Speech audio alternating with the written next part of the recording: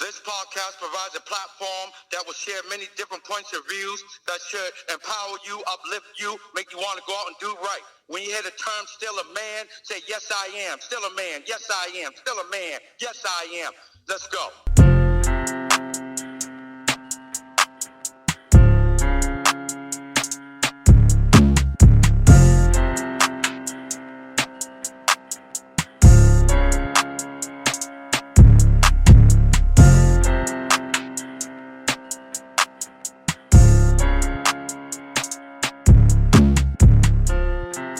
What's up, people? Welcome to another edition of the Still a Man podcast.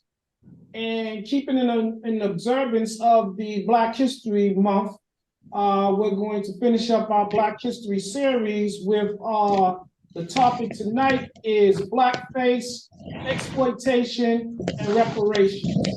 Okay, so just so we clear, I had Tanya send out you guys the definitions of some of these words so we can speak about it intelligently in that frame. I don't want to go outside of that. So let's talk about blackface first. So just so we clear, blackface is the donning of a mask, so to speak, where they use some type of black grease and then they do something to basically exaggerate the features like the eyes and the mouth. So usually paint the lips are red and the eyes just look like they're bulging out of their sockets. So it's clownish looking. But this is something. It was the black shoe polish they put on there.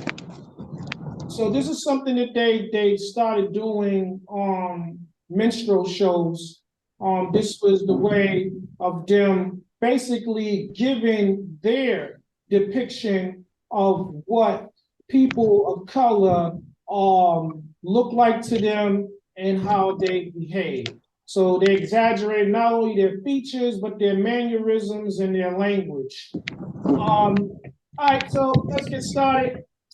Welcome back, everybody that took a leave of absence for whatever reason. Tanya is running late. Sean is feeling a bit under the weather. He said if he could, he will join us.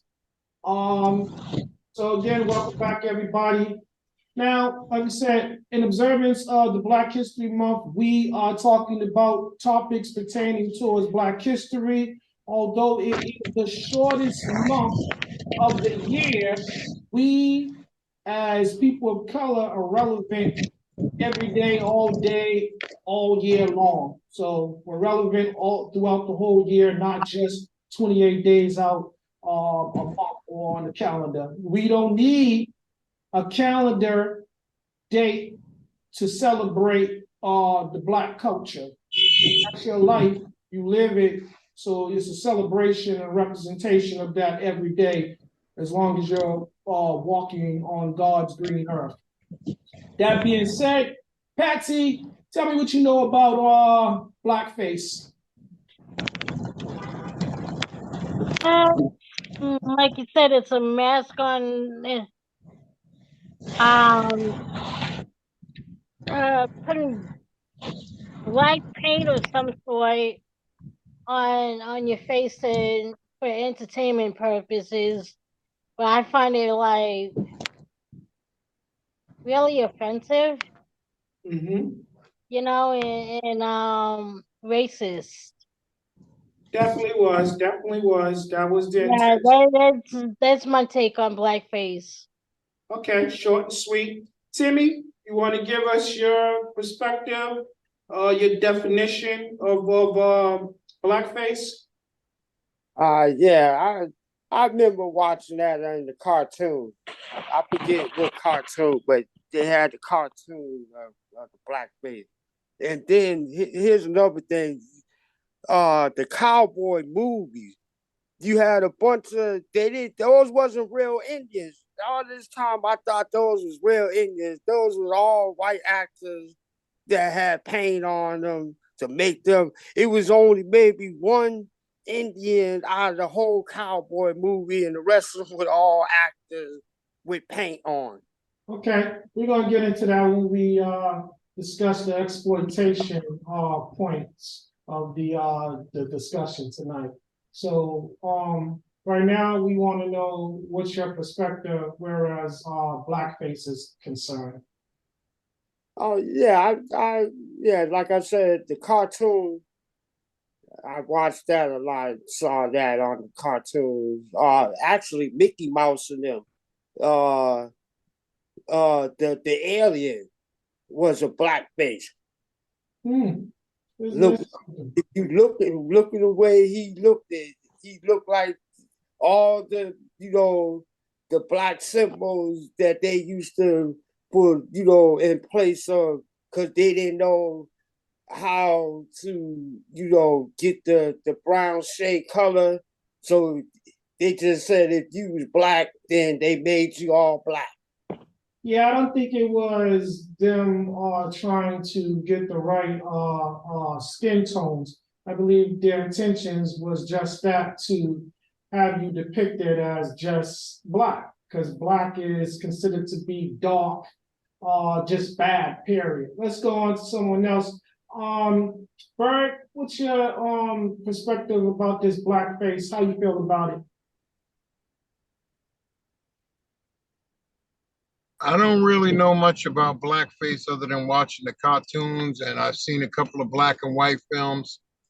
I've seen this movie called Bamboozle, gave me a lot more insight, Spike Lee's movie. But other Okay. than that, I don't know. I don't gotta, I know it's some racist shit, excuse my language, but I don't even, I don't care much about it now at this point in my life. No. Well, okay. Let's go to Robert. Question: how do you feel about blackface? Well, I know it to be makeup used by non-black people to mimic black people is considered racist. How do I feel about it? Doesn't bother me. I mean, we got to get dressed up for Halloween one day. Whoa. Now, there was just an issue about that because one of the talk show hosts made that same comment, and they basically they was very upset with her. Um, let's Maria, you ready to share?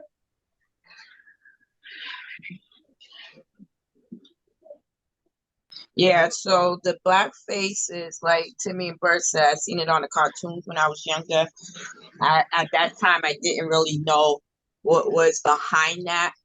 But that's like the what's his name, Jim Crow Yeah. Yes. era. That's from there, from the making in front of black people.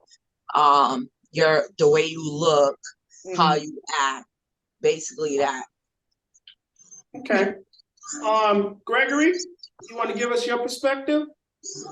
Yeah, I was going to jump in where Auntie was talking about the Jim Crow thing. His name is Thomas Dartmouth Rice or something.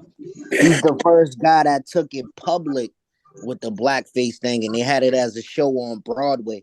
But at first, it started as cartoonists. That's why y'all seen it in so many cartoons, because they were the ones that started it. They started drawing the cartoons to imitate black people on some funny stuff. Even the cartoons were acting black back then when y'all used to watch them. That's probably why y'all liked them so much. Mm-hmm.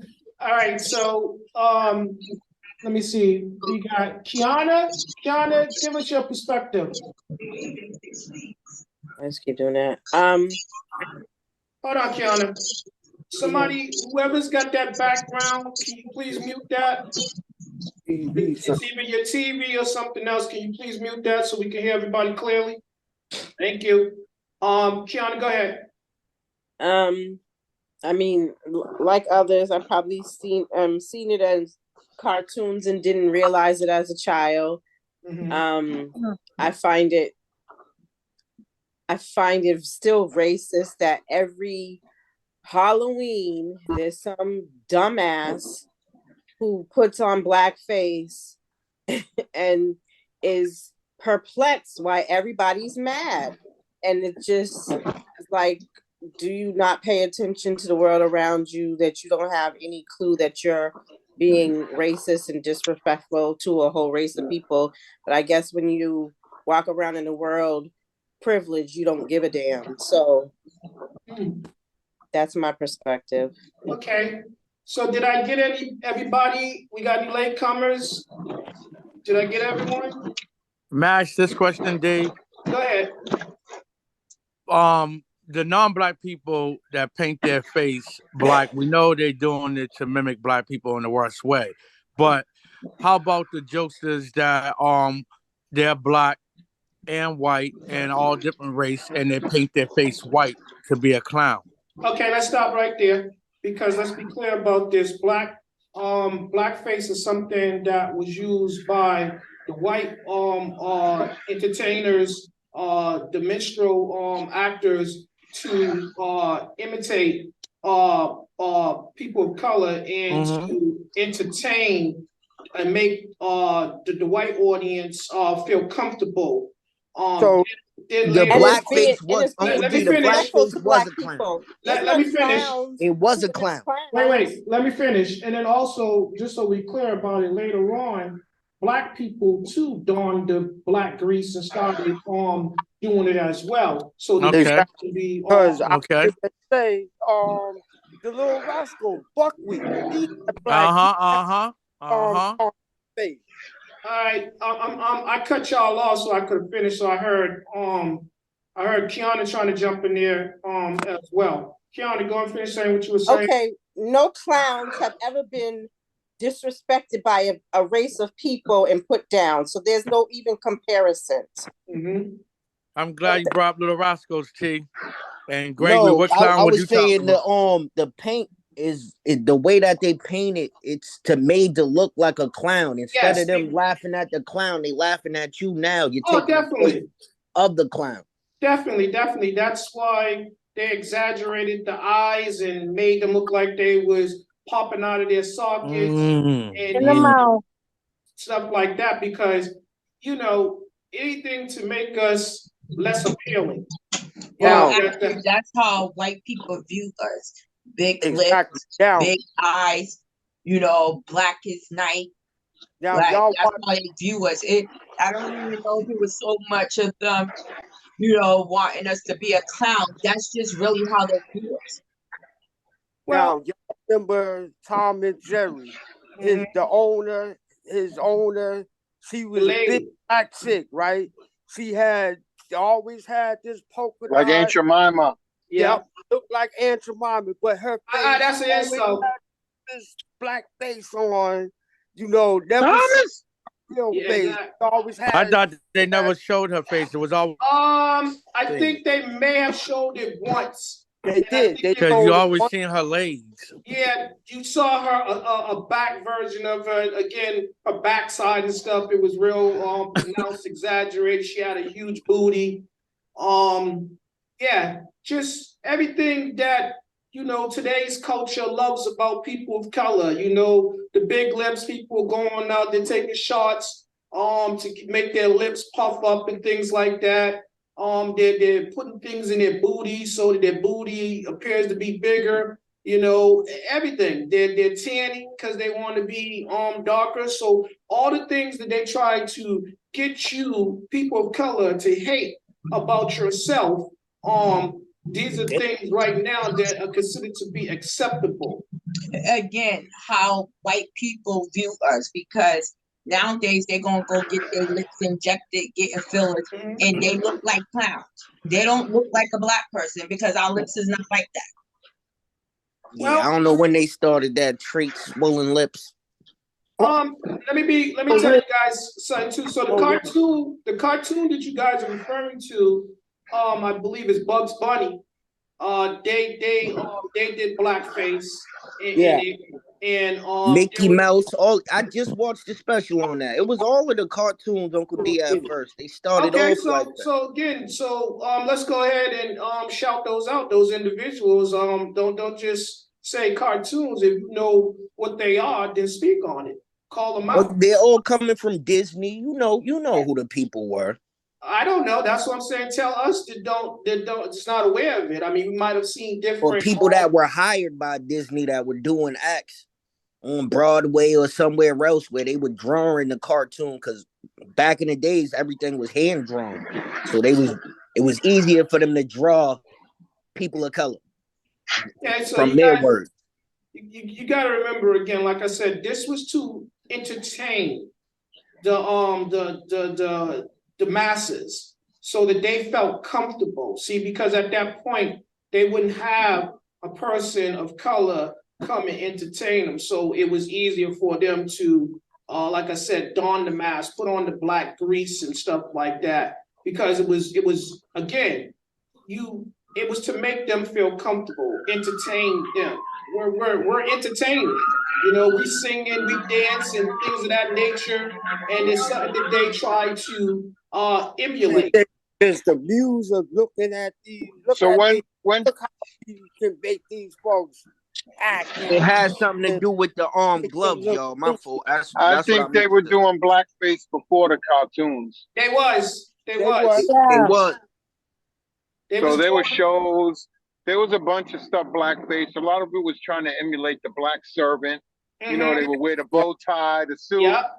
the cuffs, the white cuffs. I remember vaguely, but I do remember a lot of back then Yeah. seeing other stuff. Like they did shows, they did dances, they did banjos, Yes, and it's based from this dude in the 1830s. So you His got name right. is So that was way Thomas before the Rice. cartoon era came in. yes. Yeah, So he's before the cartoon era. Now, He Watch used to now, do watch that song movie dances and stuff. Bamboozle. but we understand that back then the cartoons were for adults, not for the kids. It was yes, for the adults. but by the time the 70s came along and a little bit after that, you know, the majority of us was born, we was watching TV, enjoying cartoons and stuff like that. So this was something, it was toxic, you know, and they just continue to basically generate that, circulate that propaganda, so to speak, that bad. It was bad. It wasn't, again, but they tried to influence the minds of the young, just like they're currently doing now. But they did it under the guise that, oh, they don't know no better, and it's entertainment for us, and we laughed at it because it And was that's like, what it was. I think that was the meaning originally, was entertainment, but it was, you know, and I'm sure it had the racist undertone, but you, the origin was all based on entertainment. and well said, Maybe to Bird. get more of the black audience to, but it was you know, designed to promote something or get black audiences into white performing, because the actual black blues singers and all of those guys was tearing up the juke joints everywhere, selling out everywhere they can go. So And they that needed was, ways to get entertainment and get money to venues. The white people weren't bringing in enough. They wanted more, well, because let's, the white people started listening to blues more and getting into the black culture. So they wanted to attract the black culture to the white stage, and they used that type of, you know, tactic to bring in that group. But you okay. know, again, it is totally racist now as we get older and we all can see it. But I'm sure our generation thought it was racist too, like our grandparents, you know, Yeah. and all of the shit like that. Always assumed that it was all under racist, you know, undertone, Okay, because so they lived some of that. yeah, Right. Well, when you reading the stuff from what this dude's saying, he might not be the first person to do it, but they was saying that they was trying to act a clown, a buffoon, or yeah, like an ignorant slave, or whatever. because These are the words they was using. So it's like, to ignore that would make you feel like you're trying to dismiss the fact that they was really being racist. They was actually really being racist. let me ask you guys this question, everybody, because everybody's grown on here right now. Now that you know what blackface is and stuff like that, when you come across stuff like that now, when you hear about it, and these cartoons are still circulating in a sense, does it make you angry? Kiana first. The rappers got better, Dave. Wait, Timmy. Kiana.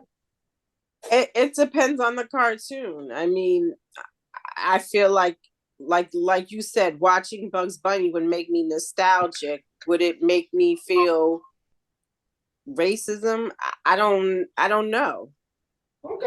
I haven't watched Bugs Bunny in a long time, so I can't really answer. Okay. Hold that thought. Timmy.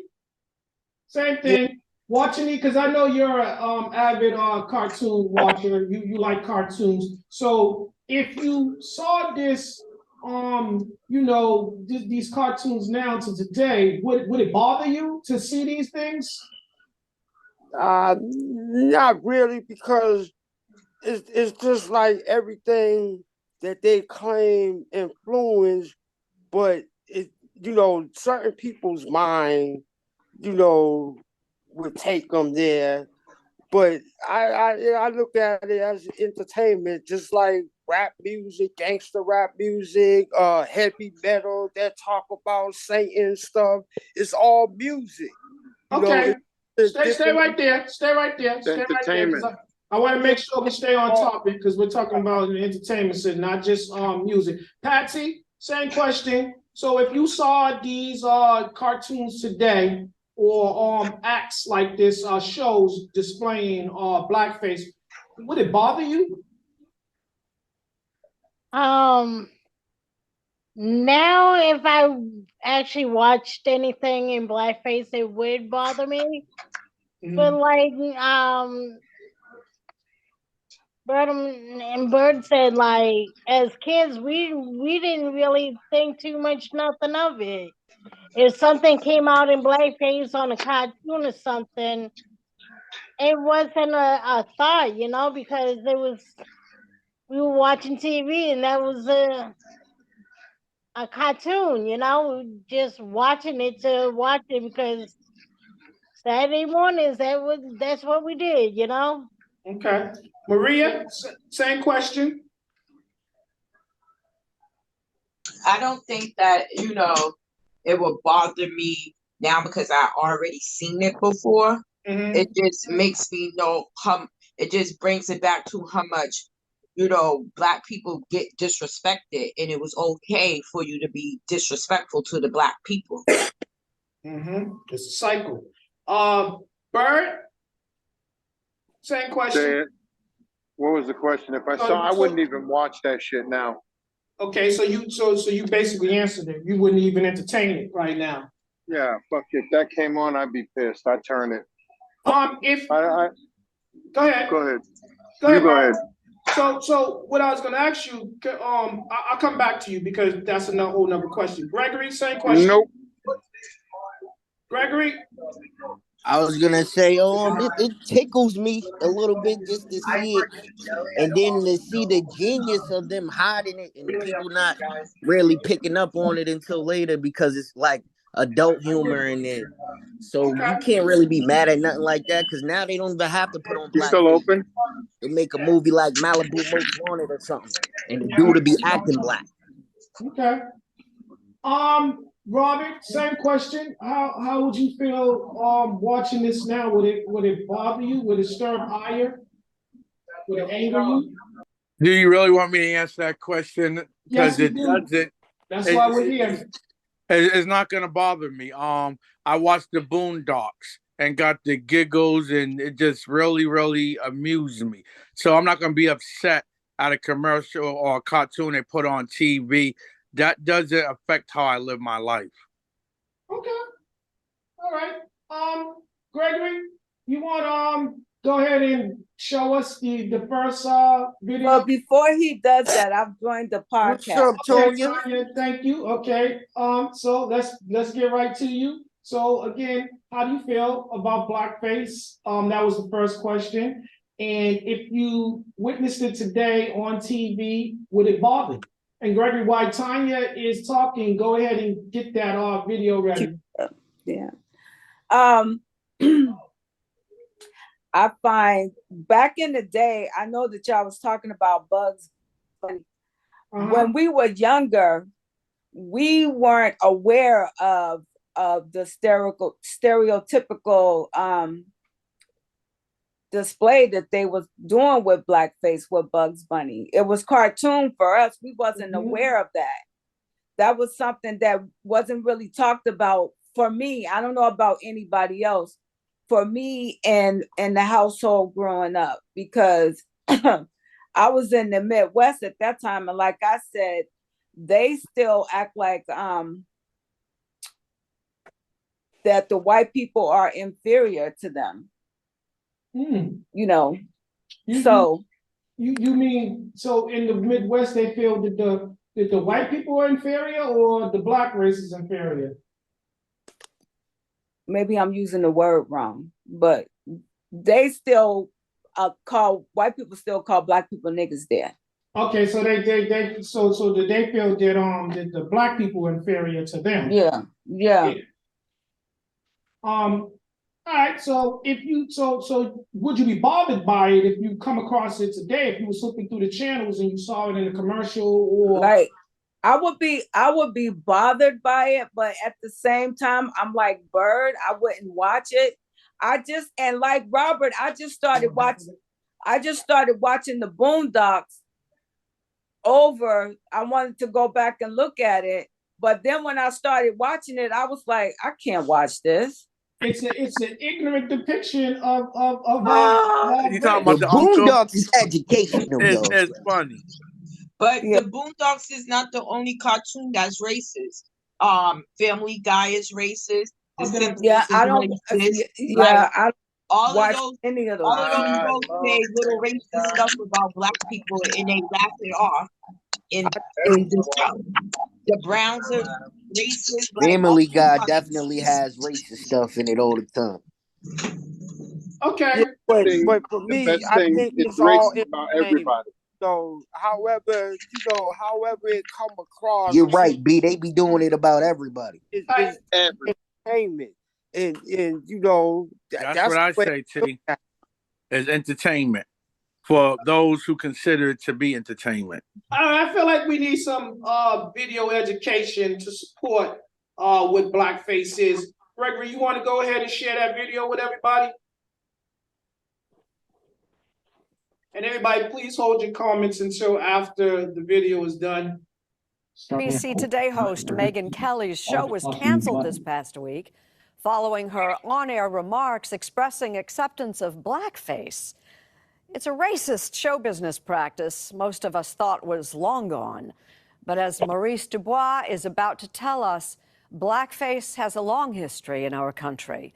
And we caution you, his report unavoidably includes many offensive and disturbing. All too frequently, often at Halloween, but not exclusively. They thought it was a joke, but it really just was not funny at all. For example, 2 years ago in Maplewood, New Jersey.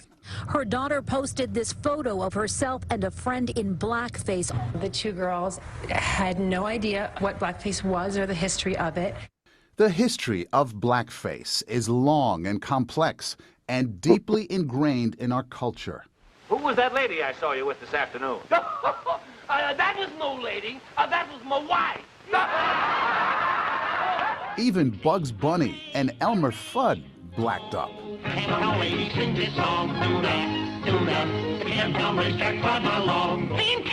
isn't it? For more than 100 years, white and then black performers wore dark makeup and created not only a popular theatrical form, but stereotypes that are still with us today. This makes you uncomfortable, doesn't it? Absolutely.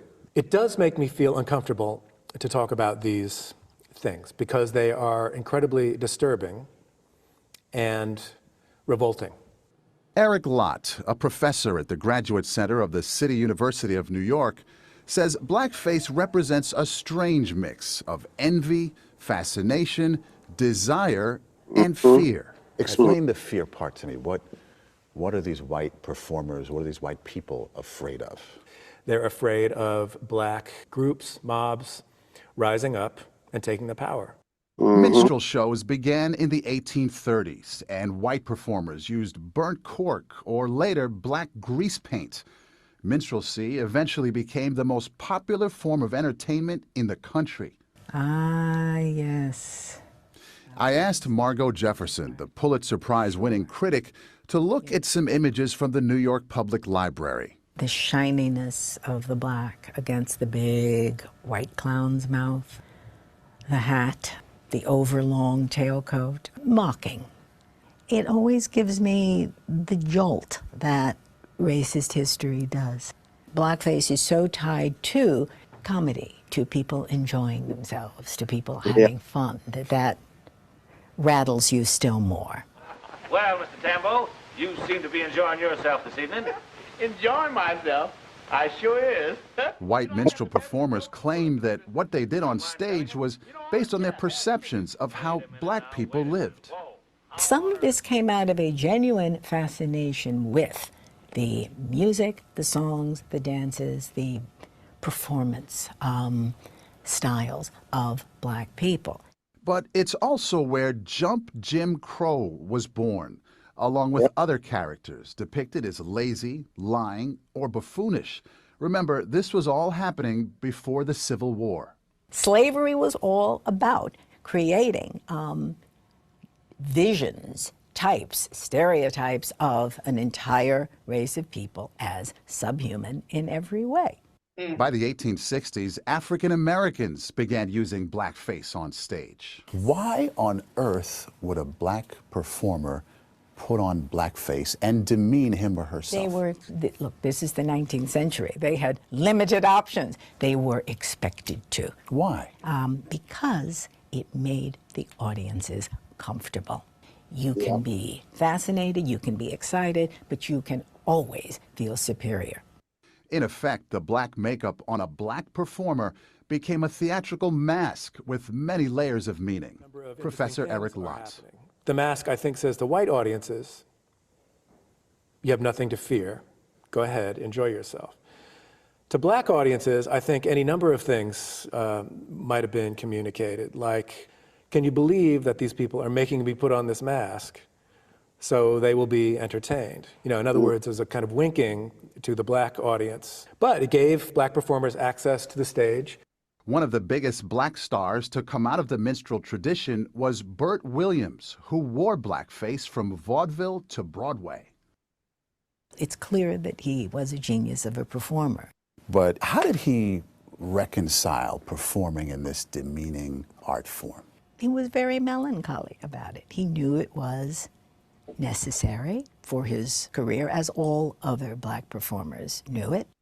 Minstrelsy on stage basically died out in the 1920s, but blackface lived on in the movies. I'd walk a million miles for one of your smiles. In 1927, Al Jolson starred in the pioneering talking picture The Jazz Singer, playing a young man who prefers singing popular music rather than his family's traditional Hebrew prayers. West, but I know where the sun shines best. I don't want to look at it. What reaction do you get? I totally understand. Wait a minute. I don't like the way he said that. In the Our Gang comedies of the 1930s, Spanky appeared in blackface. Buckwheat, did you say Spanky was in a lot of trouble? Yes, sir. The gag here is that the gang doesn't realize that that's Spanky in blackface until they actually see Buckwheat. Hiya, Buckwheat. Hiya, Buckwheat. So the gist of it is that you put blackface makeup on anyone and they become black. And that's supposed to be hilarious. And it's supposed to be really funny. When he grows up. And it goes on. During the golden age of the Hollywood musical, Judy Garland. When he walks down the street, folks will say, pleased to meet Mr. Franklin D. Roosevelt Jones. Bing Crosby. That's why we celebrate this blessed February day. Abraham. Fred Astaire, and many others, all blacked up. It's still in the culture. It is too easy, I think, simply to dismiss the history of blackface as that racist stuff. And most of us are better than that. I don't think most of us are better than that. We are that. That's what we are. You know, some people say in order to move forward, we need to put this stuff behind us, as painful, as just upsetting that it may be. Well, you know, any form of history that gets suppressed or repressed or erased out, it comes back to haunt. What has to happen now is a discussion, an acknowledgement of this charged complicated, painful history. With the lady, she said that we need to have discussions about it. And this is why we have these topics. I mean, they're sensitive to people, but again, that does not mean that we need to tuck our tails, put our head in the dirt and act like these things are not issues of our community. These are not things that plague our community, that plague the world. These are discussions that are needed, so that people can become more educated about it, because information is empowering. So I think that you can form your opinion about the situation after that. But to try to act like that, oh no, I'm just not going to talk about it, or oh no, this doesn't pertain to my life current day, so it does not impact me. That is not so. I agree with the man when he says, when people say, oh, that we're not like that. No, we are as a world, because this is what we are exposed to, young and old. And in that video where that woman said, oh, they just put on black mask and they didn't mean anything by it. They didn't know anything about it. But see, I beg to differ. It's 2023. No. That had to come, hold on, Timmy. That had to come from somewhere. So you saw it in the video, and you knew that there's another side to it. So when people say, oh no, it was done in fun, or I didn't know, I think a lot of people use that excuse so they can say, oh, I didn't know. And then you're supposed to deal with it, so it's more acceptable. But I always tell you, ignorance is no excuse for allowance. Go ahead, Timmy. Yes, I was gonna say is, you see that the blacks, they had to make the white audience comfortable, so they painted their face, even though they might have been the most talented out of the whole, they might have been the whole show up the Broadway, right? But because if they took that paint off, then they'll be fair. Now, it was true. It's definitely true. With the guy, the professor said that they envy, they desire to be and fair.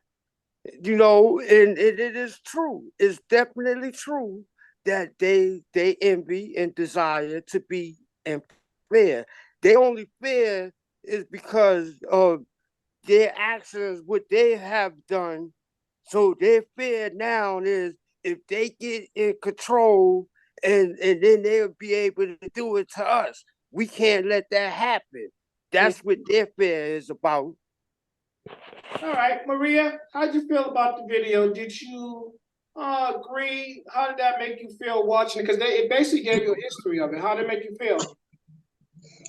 It's no different from watching Roots. It don't make me. It just, again, like I said, it just put it back to how black people was treated, and it was okay, and how black people had to downplay themselves just to fit into the world. Degrading.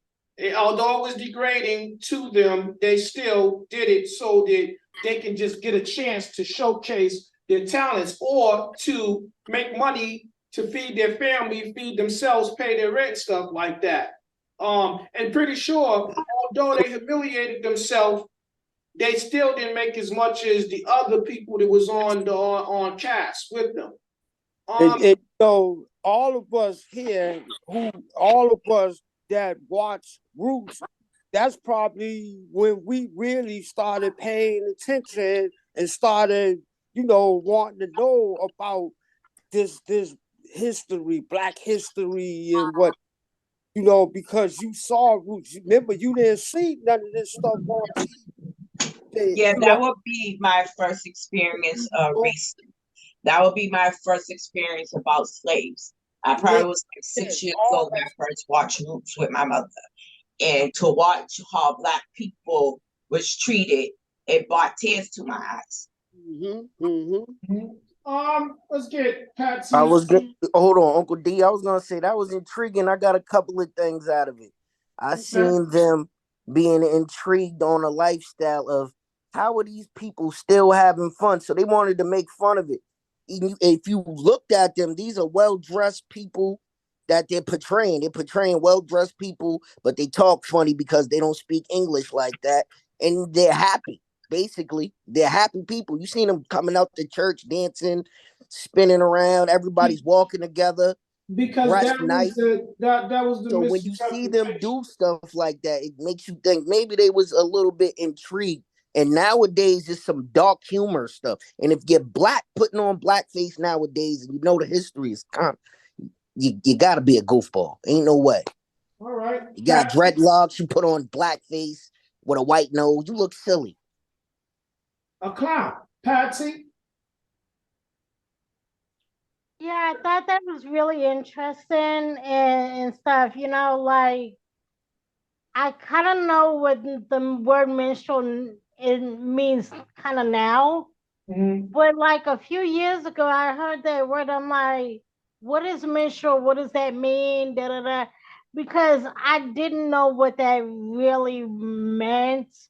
And I'm talking about 4, 5, 6 years ago, where I didn't know what the word. Okay, what is a minstrel show? What is that?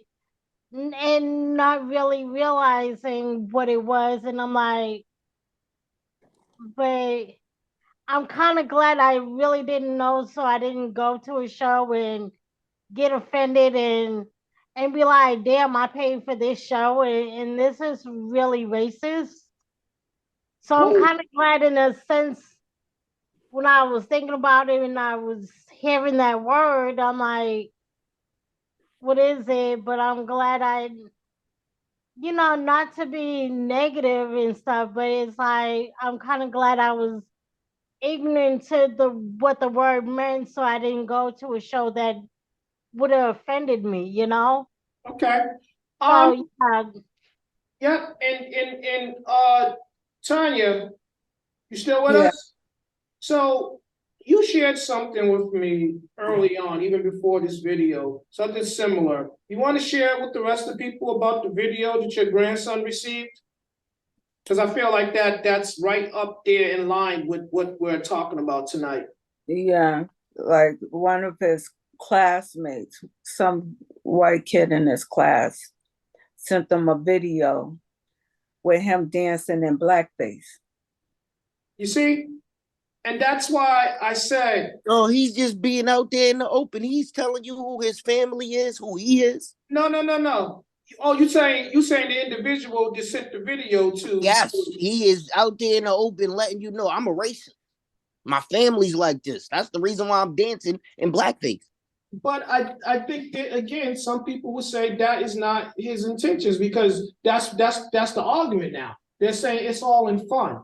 It's laughable. It's Man, I laughable got as a it pertains question. to I movie. gotta ask all Caucasian people, how many of y'all know how to tie a noose? Oh, see. Figure something out then. See, that's another show. Hi, what? Tie your noose. So Tanya, how did that video make you feel? How to tie a noose? What that make me? I was upset, and I was telling my grandson that was not a fun. It wasn't funny. He sent it to him as a joke, and I was trying to give him a little history behind what that meant, and that wasn't funny. So when you see it in that video that we just watched, and the mother is saying they had no idea what they was doing. They was doing it in fun. I mean, do you I'm tired agree? Yeah, I'm tired Do I agree? Yeah, do you agree with the mother? Do you think that it was an unknown factor? Well, I'm gonna have to say, if he saw that on TikTok, and passed it on to his friends, and they was in a group chat, and he sent it thinking it was funny, and his parents didn't say anything to him about it, that has to be the culture in the household. Okay. Well put. So let's get Bird. Bird, you still with us?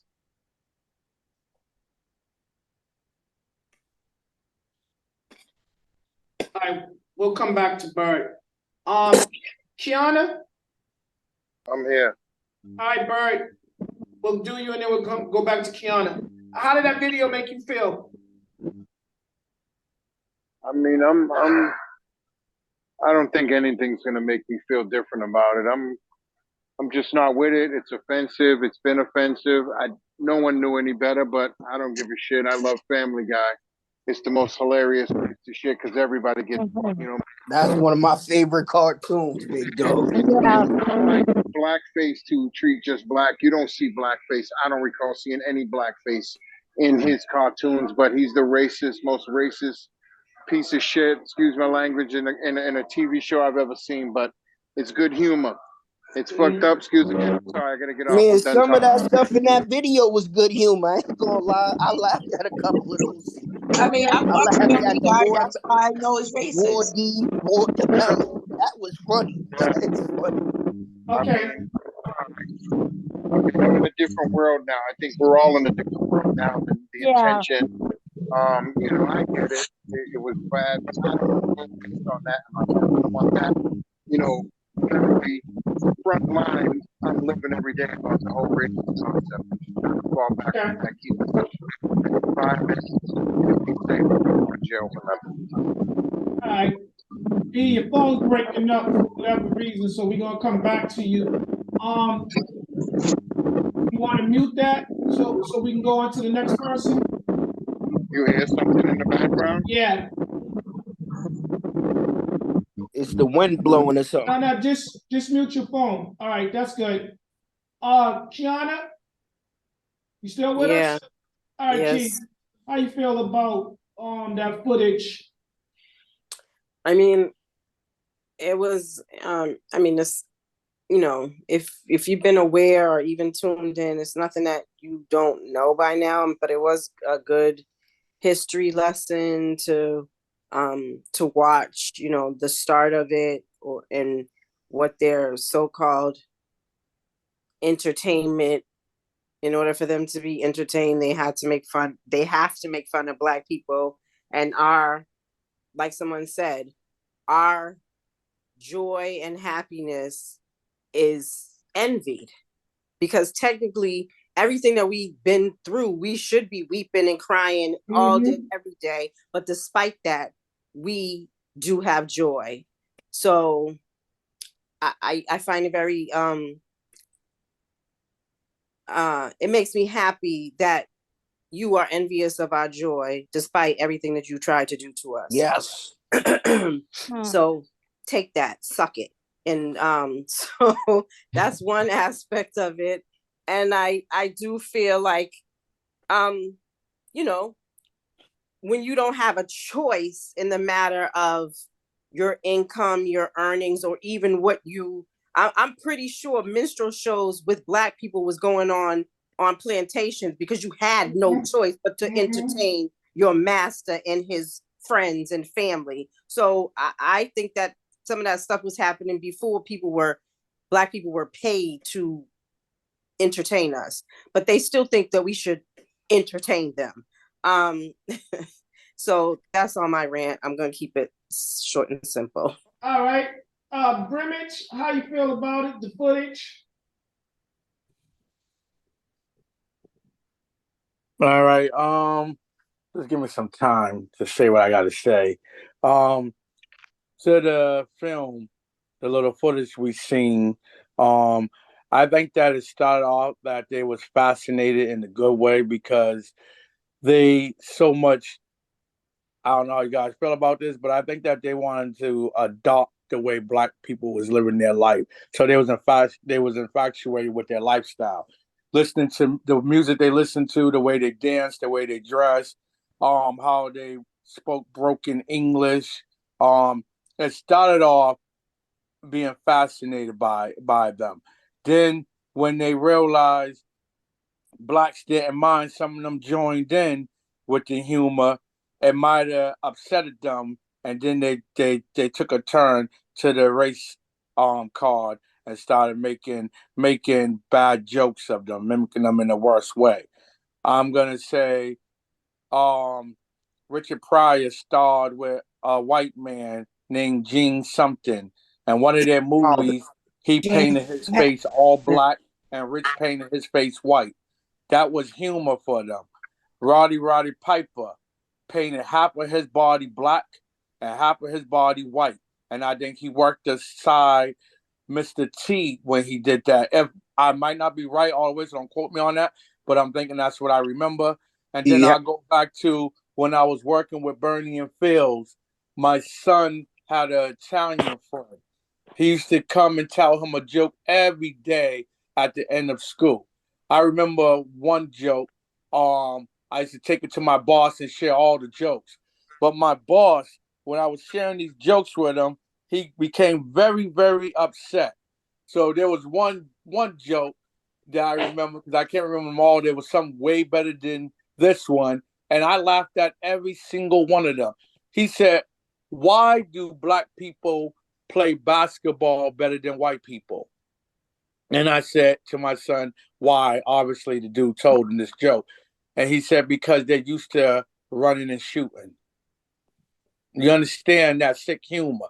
So I told my boss, and he told me, "Tell your friend to stop hanging around with that white boy. He's no good for him. He's coming from a president's family, and he's telling him these jokes to make fun of his race."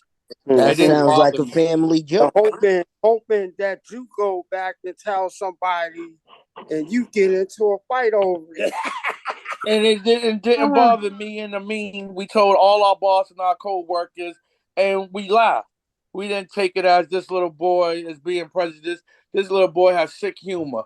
There's a lot of that on your radio station, your TVs, everywhere you turn. Someone outside your house is telling a sick joke. There's barroom jokes that's sick. Right, but everybody don't take it. Everybody don't. Some people might take it too serious and not look at it as a joke, and then it becomes a fight. Dark humor is a scary thing because sometimes the things that you're joking about and you might think is funny, it might not really be funny, and something might really be wrong with you. Right. You It's on the border, or it's on the edge. It's almost going over the cliff, but it's teetering on the edge. Notification from Windows Security. Yeah. Windows Summary. Let me tell you guys this, right? I'm gonna say this to you. See, is it truly funny, or is it that we've become far too accepting what others tell us should be laughable? So let me say this to you. So we went through the age of the minstrel shows and the dawning of the black grease paint and the blackface. Then we went through, as you see in the end, the people of color started to don the blackface as well, so that they can be seen on stage and be of comfort to. This is the part I find alarming. Those that oppress you find you to be of some threat, and so that you have to make them feel comfortable, but it's still demeaning yourself. You're belittling yourself so that they feel better about themselves, and they still perceive you as a threat. So let's talk about the exploitation. The movies. Are you guys familiar with black exploitation films? Yes, sir. Yes, sir. All right, so if you know, now everybody's here with us. So again, for anybody just joining us tonight, we are talking about blackface, exploitation, and reparations. So black exploitation films, you was depicted a certain way because, again, this is the exaggeration, the stereotypical thoughts, how they perceived you and your environment. So the movies and stuff were made, again, to entertain them, but it also it painted a picture of this is what our world consists of: people of color, the black culture. So people would come out and watch these movies because they felt that like these were the things that best represented the black community. And Okay, I want to get you guys' views on that. Let's go to Maria first. Maria, so and let me be clear about this. Tanya, Yeah. all right. Do you have those definitions for exploitation? Yep.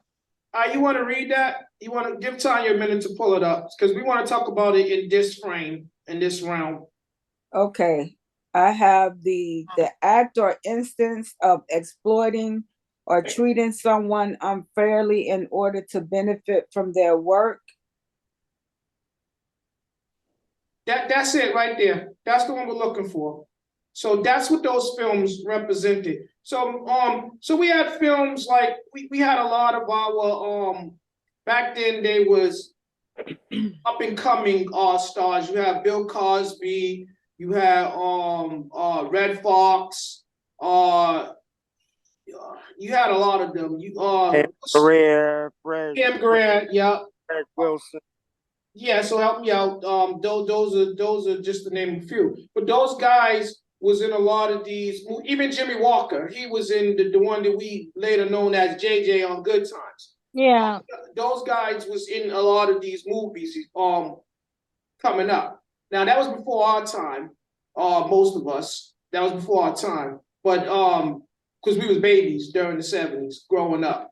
And you had to go to see the movie, and those type of movies was only in certain theaters. And then if you was lucky, you had the not the VCR, but if you lucky, you had the films for projectors. The projectors. Yep, you had the projectors that had the movies on there and stuff like that. But that's what it was. But see, I think if we didn't have black exploitation movies, right, then those stars that you named wouldn't have been mainstream.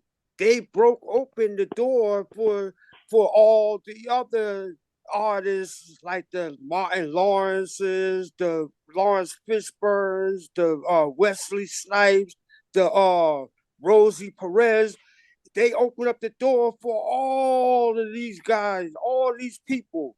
Okay, so stop right there, Timmy, just so we don't get it twisted. When we talking about the black exploitation film, we're talking about concerning how we was depicted. So you talk about, and Maria, I want you to answer this question as soon as I tell you. So most of the characters were like conductors on trains. There was elevator open the doors. They were waiters, waitress. They were pimps. They were prostitutes. Those are a lot of the roles that they played. Yeah, but all the good movies. a lot of them came. Wait, Timmy, because I want to get Maria's point of view where this is concerned. Maria, jump right in there. How you feel about the depiction of these? Like we couldn't play no other characters. How you feel about that? I think that's what that's what they wanted Black people to. That's what they wanted Black people to make back then, or whatever. Another degraded start aspect. Hold on, I'm sorry. That was what they wanted. Black people, another way of degrading themselves. I feel like the Wayans brothers made Black exploitation movies in our generation as like, don't be a menace to society. I'ma get you, sucker. Like those are the type of movies that was back then, but they made them for this generation as we was growing up.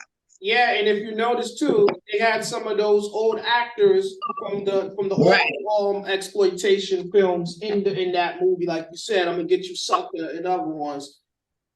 They either had cameos or they was had big parts in it.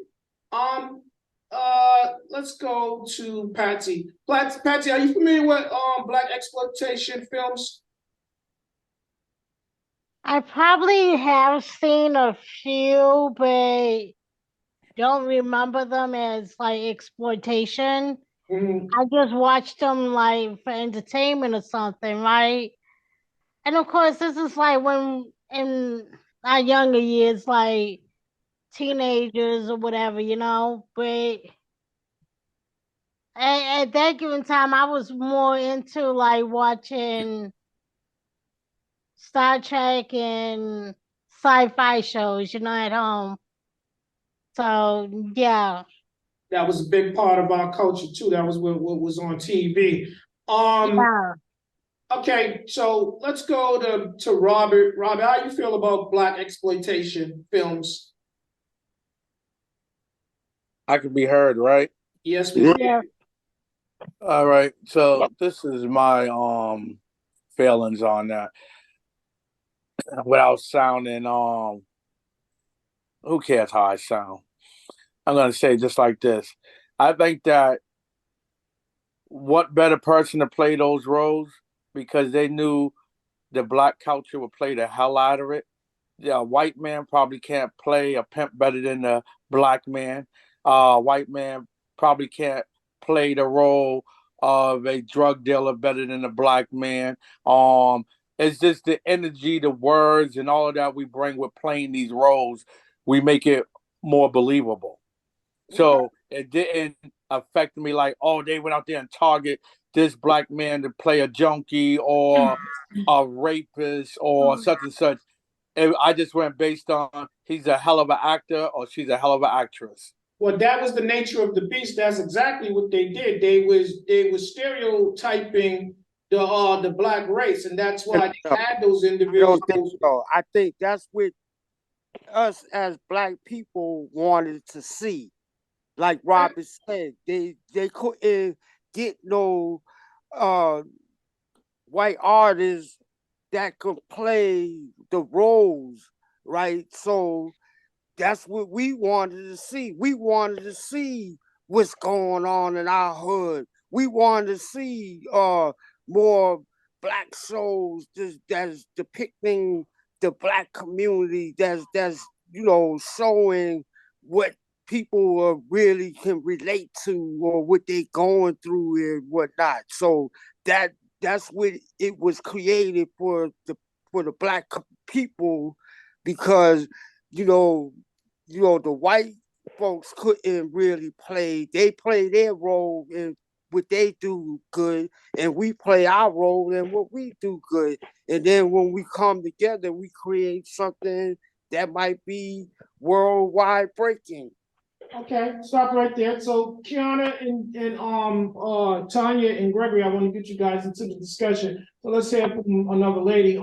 Tanya, you first. How you feel about that? The exploitation of black films. I do not have a problem with black exploitation films, and I will tell you why. Because they exploited us in slavery when they made us slaves and work in the fields for their benefit, selling us as property for their benefit. And moving forward to the black exploitation films, those films represented a wide range of us black people as a culture. You had Coffee, that Pam Grier played. I think her main role was like a airline stewardess or a nurse or something. And then she fought crime afterwards, going to get the dope dealers and things. So we have some inspiration characters in these black exploitation films, and then they represented the pimps of what and the drug dealers of what black men had to do in order to provide for their families because they couldn't get a job. Okay. All right. And then you have the fiends and the prostitutes out there because excuse me, because of the dysfunction in the family. That they probably Prostitute is the oldest profession in the world. Yeah. Go ahead, Ty. So that's how you feel about it? Yeah, that's how I feel. I think as That was they good. try to usher in lifestyles throughout the generations changing and stuff, like the movies changed too. Like you might have had skating movies and dancing movies because Yep. that's what they wanted people doing at that time. Then it Yeah. elevated into the pimping and the hoeing because this is what they're doing at that time. And then the drugs hit. So now you got the gangster movies. That's what they're doing. And then you got the comedians coming in and they start making fun of the gangster movies. And now you got movies like Malibu Most Wanted. Even Roots might have been kind of conditioning a little bit because we're not all from Africa. And they might make you forget that by putting out a movie like that and making you think all of our people came from Africa. No, because then you got movies like A Birth of a Nation today, and you see that there was black people already here in America when they came with their ships. So it's kind of confusing the movies that they put up. The exploitation that they choose to put out is something that they want you to follow. If they wouldn't put this stuff out unless they already okayed it in the back somewhere. To influence you. Yes. Jump right in there. I don't really have I was under the impression that black exploitation movies were kind of created to make black people heroes because we were never here. We never seen ourselves as heroes in movies. So that's what I would something I saw said that. So I don't really have a problem with that. And like Tanya said, some of that is the lifestyle that we were currently under at that time because of the fallout from Vietnam War. Jobs weren't available, drugs were pumped into our community. So you only are depicting what you see. So that's one aspect. And Gregory said something that Roots, yes, it's not all of our story, but it was Alex Haley's story and depiction of his ancestry and lineage. So no, yes, God, of mom, I course, was saying there that are I meant to say stories. something to add on to that because at that time they was trying to take away the Negro word or the colored word and make us use African Americans. So that's all coming around the 80s and the late 70s when Roots came out. So now that you got people watching that, you can build up a pan African nation now and make everybody think they African. I mean, but there's nothing wrong with us because we don't have most of us don't really have a history of where we started and where we came from. So if we can have some ideals of maybe our ancestors came from there, that as an anchor, that gives a lot of people some balance in a lost sea. It gives you something to relate to as well. And I think after Roots, we saw Roots. That's when I found out about my grandmother and grandfather, what they was doing before they moved up to Boston. They were sharecroppers. Yeah, because they wasn't really talking about it because there's a shame and and if we don't talk about it, we could forget about it, but it's at the forefront of everybody's mind because just because you don't talk about it doesn't mean it's ever forgotten, and you live in that reality whether you say it or not. Yeah, exactly. Can I add to what Kiana said because it's a shame about it. Unfortunately, my family talk much about our ancestors or the past. I mean, we was here. We got Indian. My family has full-blooded Indians in their lineage. Yeah, that has to do with them making you forget that Negro blood drop stuff that they did to it. Let her finish. Go ahead. So unfortunately, because we didn't talk about that, or our ancestors didn't give us information about that, we don't have that to bring forward the next generation. And so you can fall under that African American lingo. Let's get Burr. You still with us? He on mute. Burr. I'm here. I'm here. How you feel about the exploitation, films, the black exploitation films? I mean, I think they were relevant for its time. To give a lot of black actors and to kind of show off their skill set, and it made paved ways for many more. You look at all the famous actors of the current day, and go back to where they started, watching all these guys coming up in the film industry. So, I mean, it's paved the way for our entire black acting, music. I think it's paved the way for everything black. Sports. I agree with you guys because I find this is because we're all close in age and we relatively function in the same circle and environments. So our perspective, our views on this is quite similar. I think that overall the black exploitation films wasn't meant to be a good thing, but like always, the black nation they take lemons and make lemonade out of it. We find some good in that was meant for bad. So we basically made it That's like pig profitable feet and for chitlins. ourselves. Huh? I said just like pig feet and chitlins. Exactly. Yes, sir. Exactly. They made what they had into something nourishful.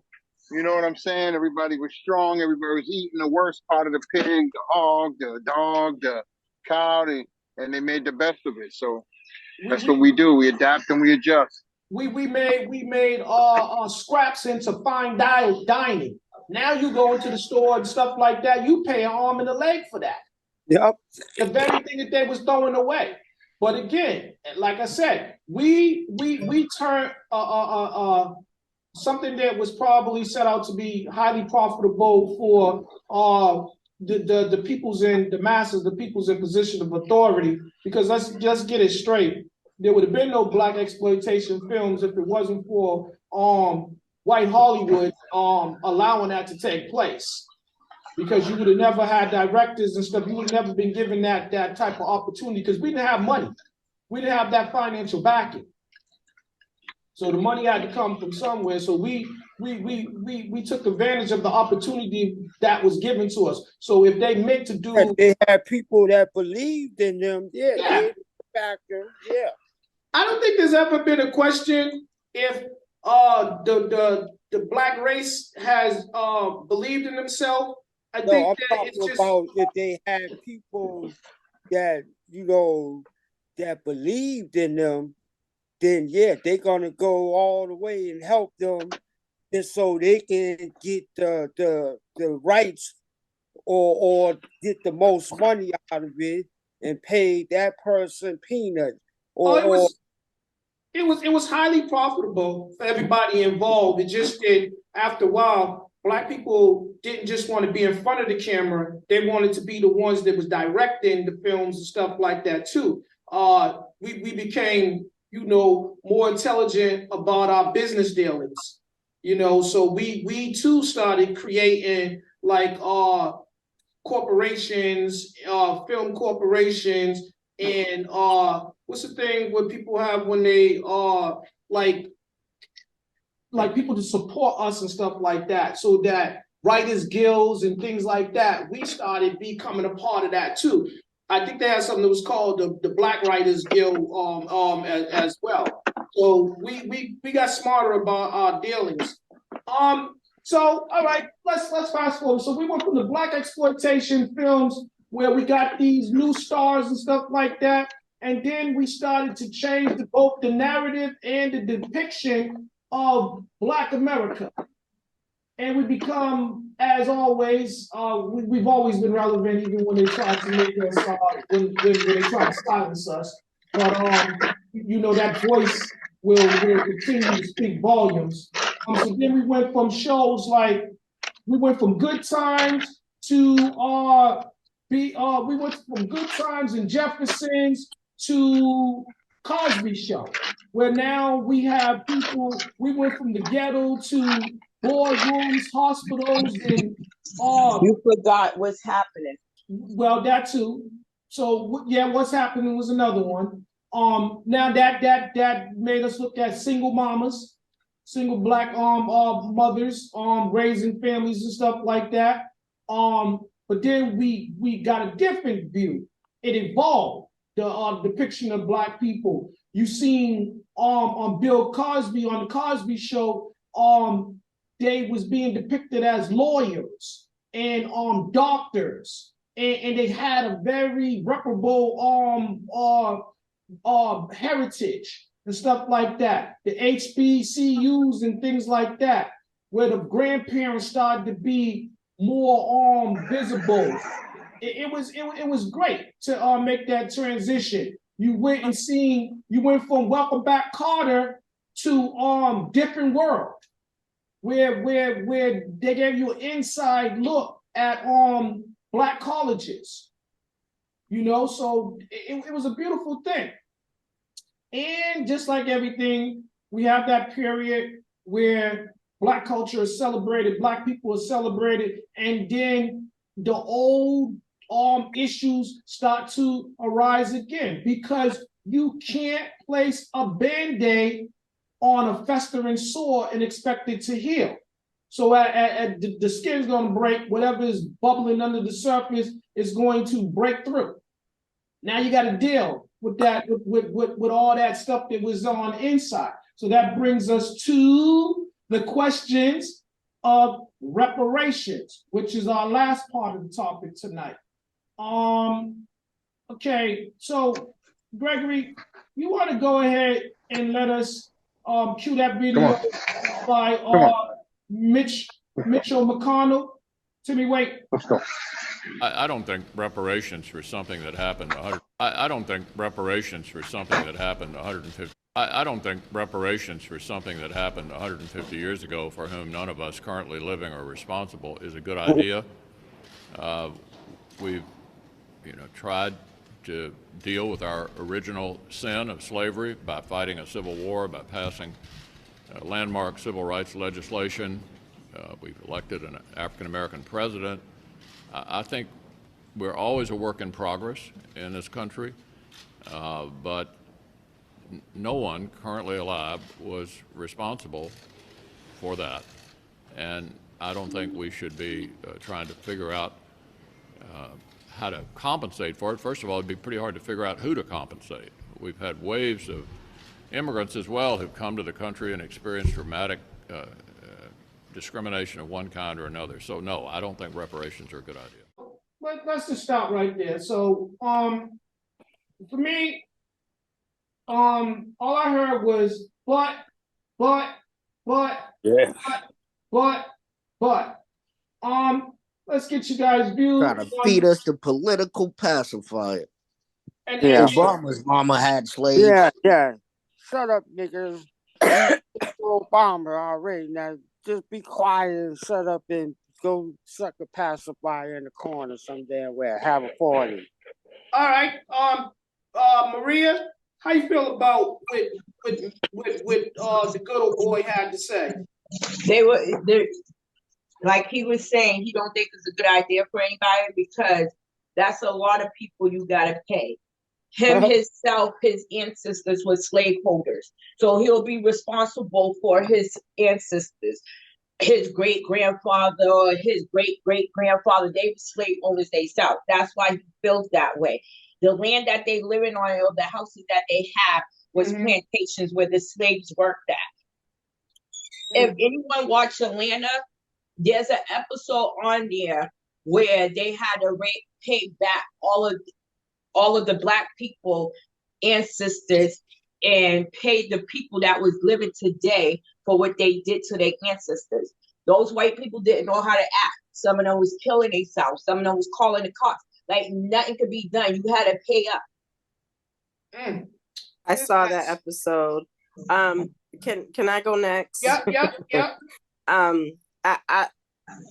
The government keeps excellent records. They know who to pay and who not to pay. They know that they benefit from the free years of work that they got. So don't get it twisted.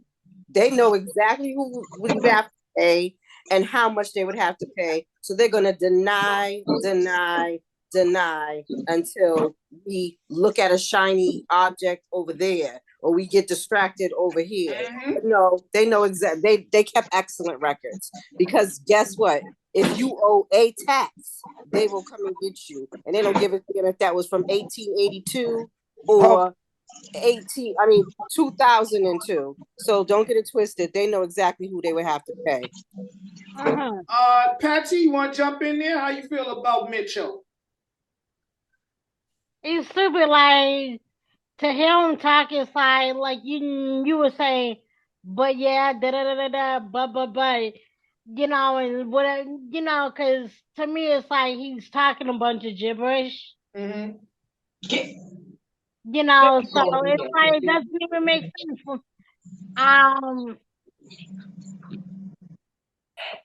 If you hold taxes, they're gonna come back at you. But when you go to farm, try to get your money there, you overpaid. They don't want to give you nothing. They giving you some hoops to jump through. So it's crazy. Let's get Robert's perspective on that. Robert, how you feel about Mitchell? You can hear me? Yes, we can hear you. I think that he was talking out his ass. He wasn't saying really pretty much nothing to me. I thought the video was over real quick. And when I looked up, I said, what did he say? I don't even understand what he's saying. Because you can't make sense out of nonsense. But go That's ahead. why I'm saying that he was talking gibberish. So I really didn't get nothing out of it. I think that he just one of the many people that wouldn't want to see the payoff happen. See, the thing with Congress, I think Congress need to clean up the Congress. Get rid of all them damn old white supremacist motherfuckers that don't mean nothing. They just all hanging in there collecting money. They all don't want to retire because they got a lot of money invested in what they doing and whatnot. I think if they push them out, if you only got a certain amount of years, now you got to go. If they get them out, then you can get more younger people in, more people who's about helping and wanting to do more for than what they doing right now. That's what I get rid of all them old people who stuck in their ways that don't want to see the younger generation prosper. They want them to struggle. They don't. They want to take every program and that's helping. It ain't not just the black community. It's also the poor white community who depends on that as well. So they just want to keep the poor poor. All right, so let's get Tanya's perspective on it. Tanya, how you feel about that? With Mitchell had to say. I'm a little offended that he even word Barack Obama's name out of his mouth. He said it like they did us a favor by electing a black president. You didn't misinterpret what he said. That's That's not all he said. He actually said that. Wait. Let Tanya finish. Go ahead, Tanya. Yeah, and saying that it's too many. How can you keep account of the slaves to know who to give reparations to? Like Kiana said, they know exactly who was slaves, who, and the people in the Congress, most of them, I don't care if you Republican or Democrat, a lot of their ancestors were slave owners. That's how they got to those positions of authority. It's just that's right. And so reparations. Can I just get the definition right now? Go and give us a definition of reparations. I was going to ask, but thank you. It is a repairing or keeping in repair. The act of making amends or giving satisfaction for a wrong or injury. Say no more. Payment. Say no more. Say no more. That's all we need to hear right there. Go read back that last part what you just said. The act of making amends or giving satisfaction for a wrong or injury. Say that one more time. For what? A wrong or injury. That say no more. You don't need to say no more. I mean, this is why we have words in the dictionary, because they mean something. They mean something. They describe something. So again, don't act like y'all don't know where to start. Go ahead, Tanya. It's not just about what is it? Reparations. For slavery. It's reparations for Jim Crow as well. Exactly. So let me say, Gregory, you was about to say something. Go ahead.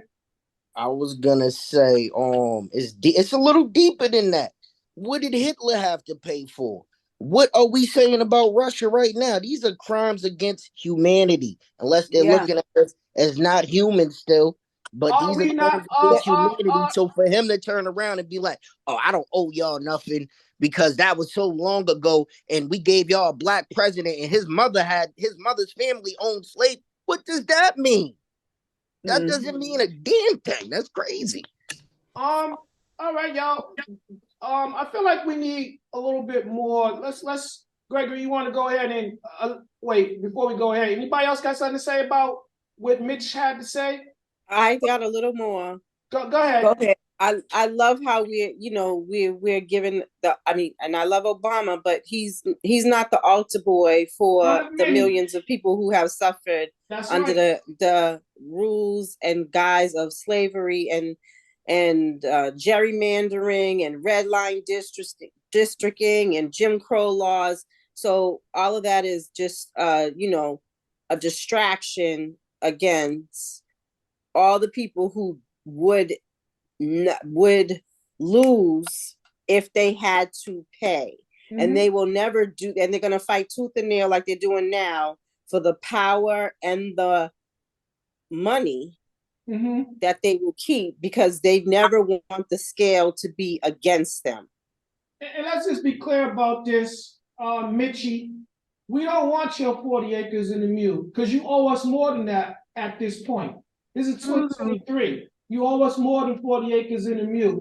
And y'all are going to learn in one of these videos where it was more than 40 acres and a mule, how they came about that number. So, they've been lying to us for a very long time. They tell you what they want you to know. That's Bert. You still with us? Can we get your views on Senator McConnell?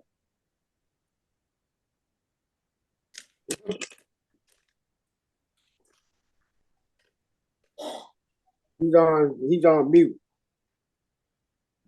Okay, we'll come back to him.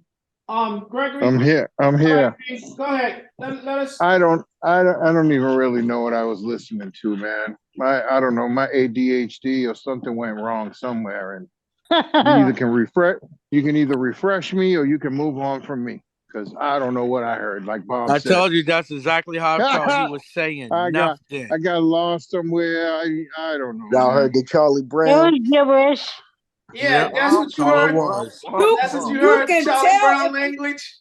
If you look at his eyes. I just got can... home and walking Chico, and I got to get stuff in the house. I mean, I'm just getting off. So yeah, I got lost somewhere. I don't know what happened. You can move on.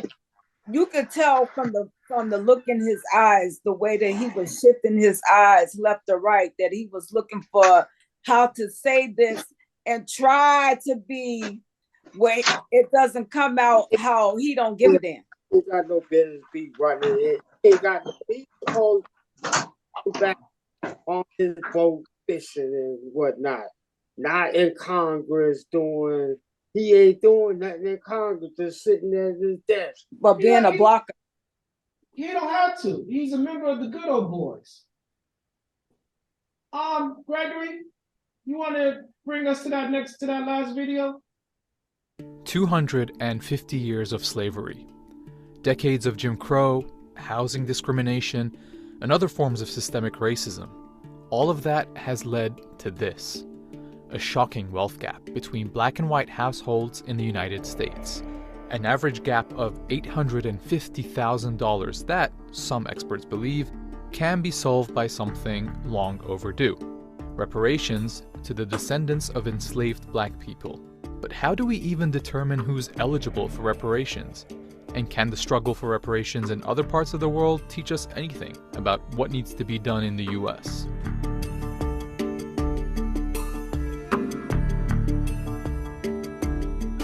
To understand why there's a call for reparations, there needs to be an understanding of the scale of slavery. It was a crime against humanity in which around 400,000 people were forcibly brought to North America. Over the centuries, 10 million enslaved people were legally treated as property in the United States, brutalized and ruthlessly exploited for free labor, which was used to establish the country as a leading global economy. In fact, one historian estimated that by 1860, enslaved people were, quote, worth some $3.5 billion, making them the largest single financial asset in the entire US economy.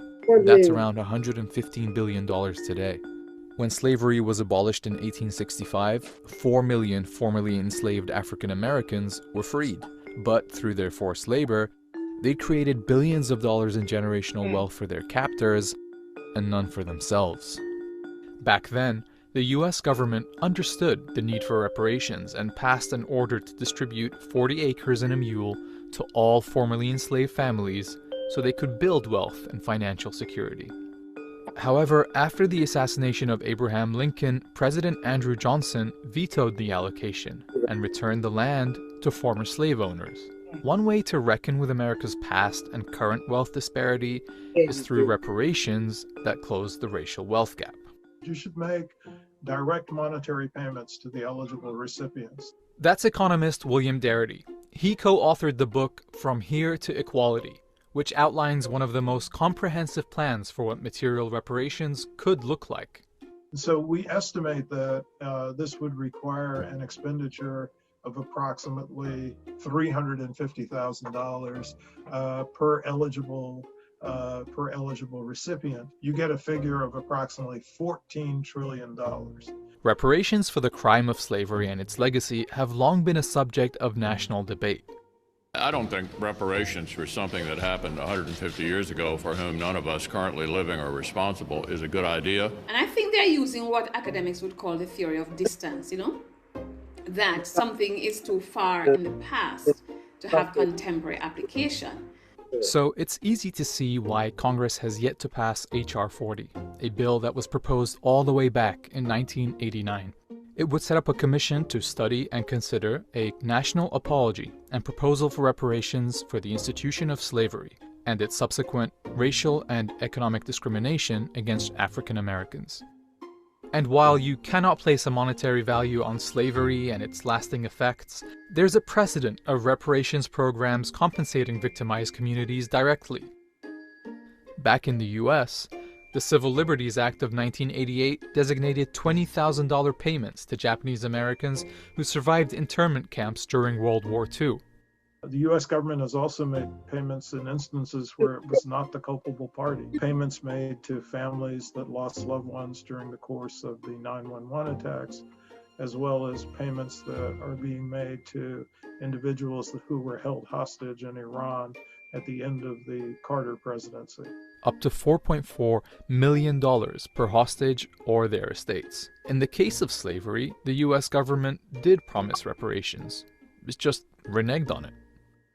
In fact, when the US finally issued an apology for slavery, it included the disclaimer, "Nothing in this resolution authorizes or supports any claim against the United States or serves as a settlement of any claim against the United States."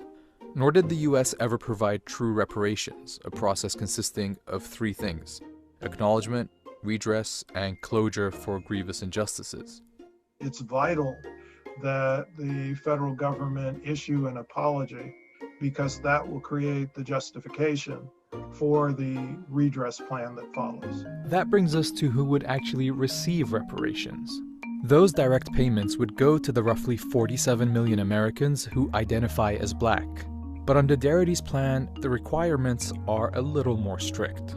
First, Black Americans would have to have identified as Black, Negro, African American, or Afro American for at least 12 years before any reparations plan goes into effect.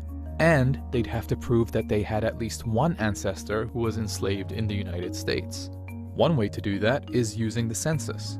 If your ancestor was present in the 1870 census and was old enough to have been alive in 1850 or 1860, but you can't find that person in the 1850 or 1860 census, that would suggest that they were probably enslaved. That's because before slavery was abolished with the 13th Amendment, enslaved people were not counted in the census. They're actually missing people from the 1850 and 1860 census, and their absence there is a potential indicator that they were probably enslaved. But while Darity's plan has received traction, it still faces opposition. The impression down here is that Caribbean people who live in the United States, Black people, would not be entitled to any reparation paid by the US government. But we are saying that's not right. We are saying that's divisive of the Black population in the United States. We are saying that Caribbean immigrants have been harmed by that system through racial profiling, discrimination. See, the Black population in the US is pretty diverse. Most Black people are foundational Black Americans, meaning they're American descendants of enslaved people. Others are immigrants or the children of immigrants who came to the United States from mostly African and Caribbean countries. Those individuals may have ancestors who were enslaved, but wouldn't be considered eligible recipients for reparations in the United States. Descendants of the enslaved have a claim that's linked directly to the failure to provide their ancestors with the promised 40-acre land grants. And that's uniquely a debt that is owed to the individuals who were enslaved and it was not met, and to their descendants. The second reason that's somewhat related is the fact that the current or existing racial wealth gap in the United States is a consequence of policies that have been pursued by the federal government that built white wealth to the detriment of Black wealth. A major policy Darity is referring to is the Homestead Act of 1862, or H.R. 125, legislation to, quote, secure homesteads to actual settlers of public domain. The policy incentivized citizens to move onto and settle land that had been violently stolen from indigenous nations.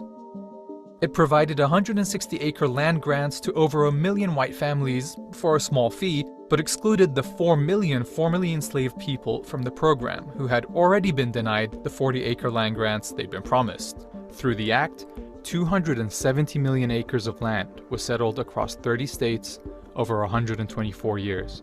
Remember, owning land generates income, and passing land down to the next generation builds wealth. So the consequences of that decision are seen today. Approximately 45 million living white Americans have benefited from this massive asset-building legislation.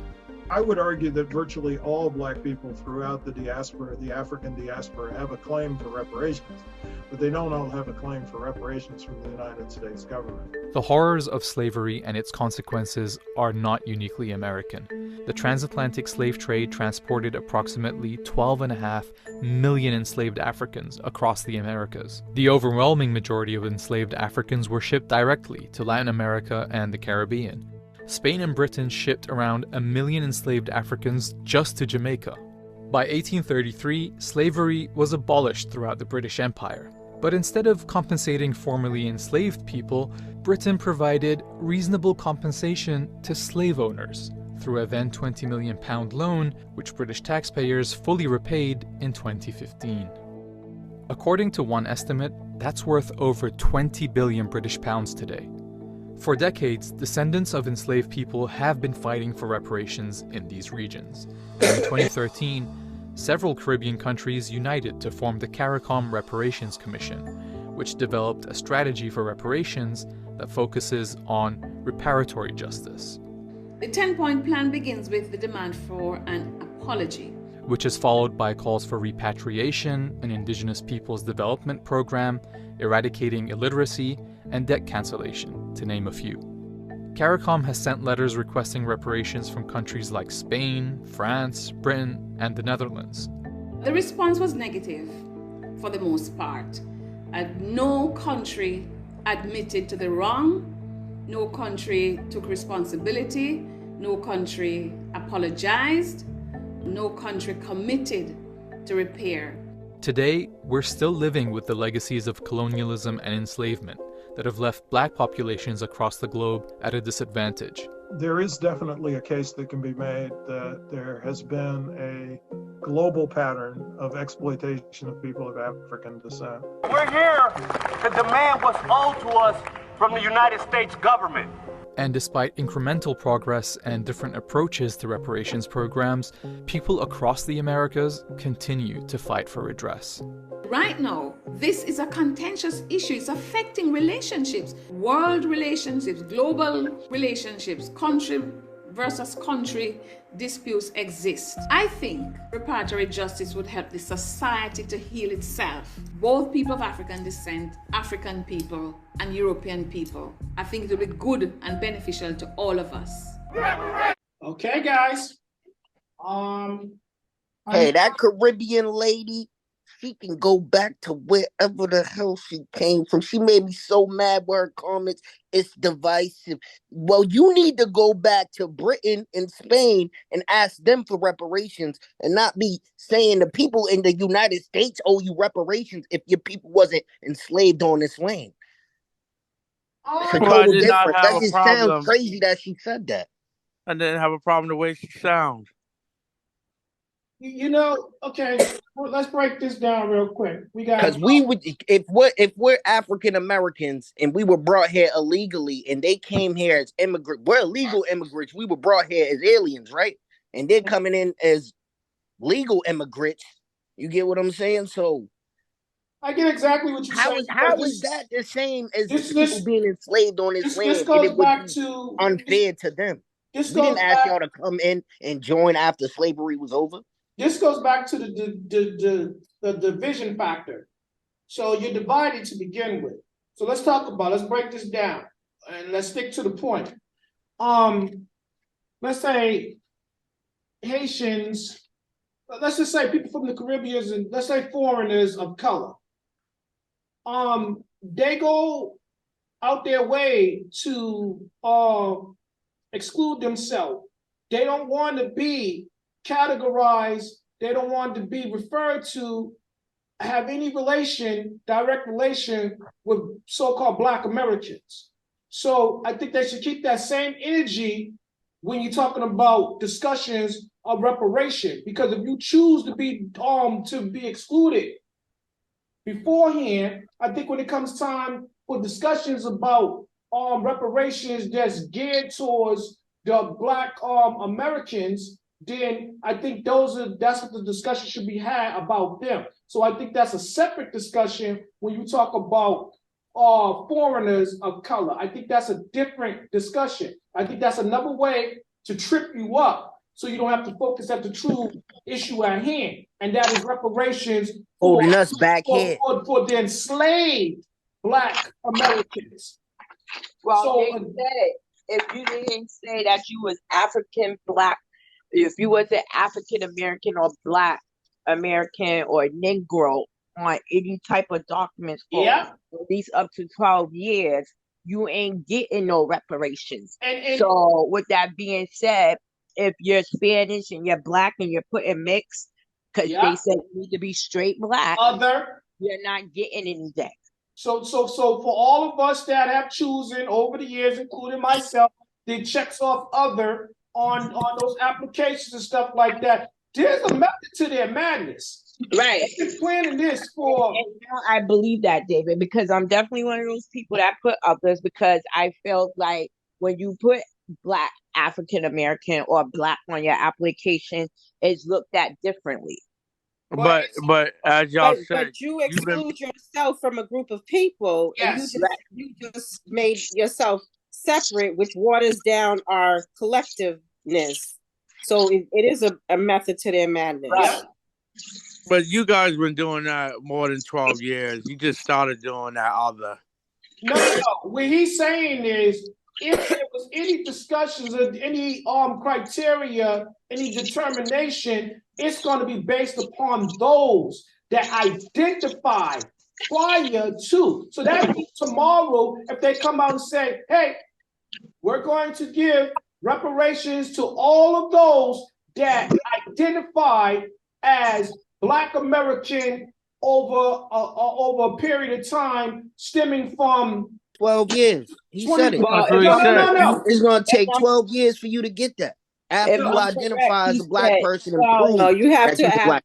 identified as Black, Negro, or African At American, least for whatever, 12 10 years straight. You're right, consecutive, not So because that you means started doing if other. you So if was you started listed, doing other within when you was doing Negro or Black that's 12 right. years before, you're So- still not getting anything because now you're doing other, and before you was doing it doesn't count.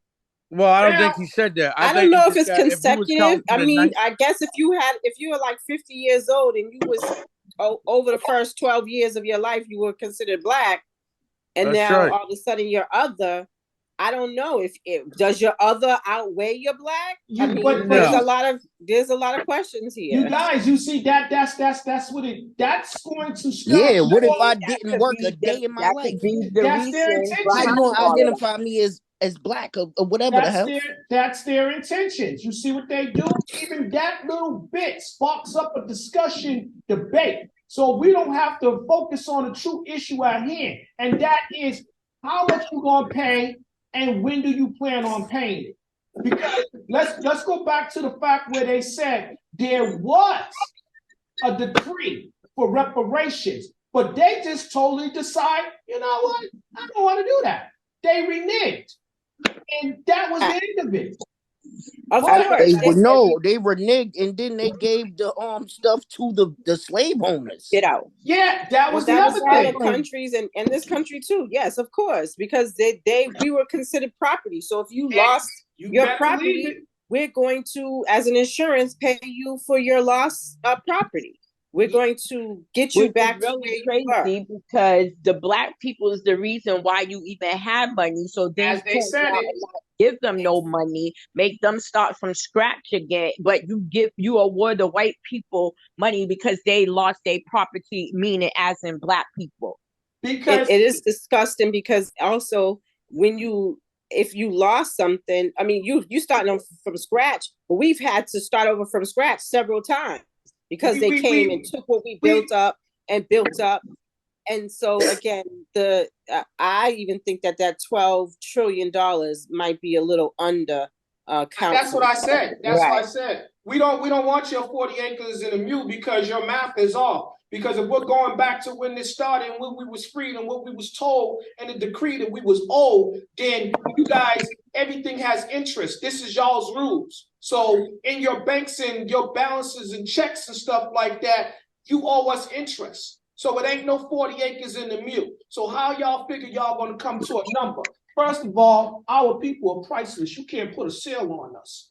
That's part of the problem. You didn't purchase us. We were sold into bondage. We didn't benefit from any financial gain that you guys had. Just like I said, y'all's financial wealth was built off of our health, the detriment to our health. Put it that way. Because the world was literally built on our backs. And when you say that, is because if you go back and you watch them build buildings and stuff, they carry those bricks and they carry those cement, everything on their back. Now, check this out, y'all. This is where the contradiction comes in, right? Now, there's something in the Constitution that said, Gregory, you correct me if I'm wrong, because you look into stuff like this, and you guys can go back and look it up later. But it said something about 1 drop of Black blood makes you what? Black. Exactly. One drop Negro blood is what it was called. Go. I knew it separated that. That's what I was talking about. So let me say this. The nation. I say they were separating you from the census. The census. That's how they got you to be removed from the Native American group. Exactly. Because otherwise, we would have reaped the benefits of being indigenous Native American. We would have had our own resorts and what is it called? Casinos, whatever else they gave them as their. What did America do? They gave the Indians the land, right? But again, there is a reason why there will not be any reparations, because before you can receive any type of reward or heartfelt apology, they got have to acknowledge that something is wrong. That's right. And they continuously deny that everything is, to this day, there's still denial. Exactly. There's denial that slavery happened. And they continue to that we were voluntary servants and BS crap like that. So if you don't acknowledge something, you can keep denying it, and then you don't have to be responsible. How are they able to deny when it's a part of history? It's in the books. You have keep people trying still to living deny it because it was their what they planned to do from the beginning. When they came here and saw how the native people could survive off the land, and they went to Africa and saw how ingenious they was with their craft and what they made and how they hunted and how they did just their skills, they already have put in their head that we're going to put these people into bondage, because if they stay together, they'll be greater than us. And if we divide them, we can get them to do for free what they're benefiting from in their homeland. So they bring us here in bondage, and they make a profit off of what we do. They didn't pick those cotton fields. Our ancestors did. So when you tell people, and they planted the cotton fields. Yeah, and when you tell them they should get over it, you don't know why you should have to pay for something that happened back in the days. You continue. And that cotton destroyed a lot of crops and they continue to benefit from what happened back in the days. So why do you feel like that you shouldn't pay the people that made that profitable for you? I mean, just imagine if there was no cotton, there wouldn't be no champion sweaters, there wouldn't be no Heinz t-shirts. There would be no nothing. It wouldn't be a have cotton picker. The machine that picks the cotton if it wasn't for us. Well, you know what? That's why those machines came about afterwards, because when you see, here we go again. You have one president that said they freed us, right? And it also said that they was going to basically compensate us for the centuries of bondage. And then you had another person that said, you know what? That died with him. They killed him right away. Well, we know it was murder. We know it was murder. But again, they got rid of his. That was to ensure their long-term wealth. They didn't care nothing about our nation. They didn't care, because once you wasn't of any worth that they can control, guess what? They started treating you even worse. So I have a question. Go ahead. If you think that if Abraham Lincoln didn't get killed, we had got our 40 acres in the mule? I think there would have been another war. That's my thought. I think it would have been another war. If he did get killed, if Martin Luther King didn't get killed, do you think we would have got our 40 acres in the mule? No, because I feel like that it started back then, and this is, like I said before, America's greatest sin continues to fester from within. They're not, because they won't acknowledge it. You see what they did in that thing? They put a disclaimer on apology. That's like someone saying, yeah, I mistreated you, but you made me do it. Guys. Beat your ass back in the days, but I ain't apologizing for it. I wanna go around real quick, so we're gonna end it because we out of time. Let me see, all this what you learned, let's say, in our series.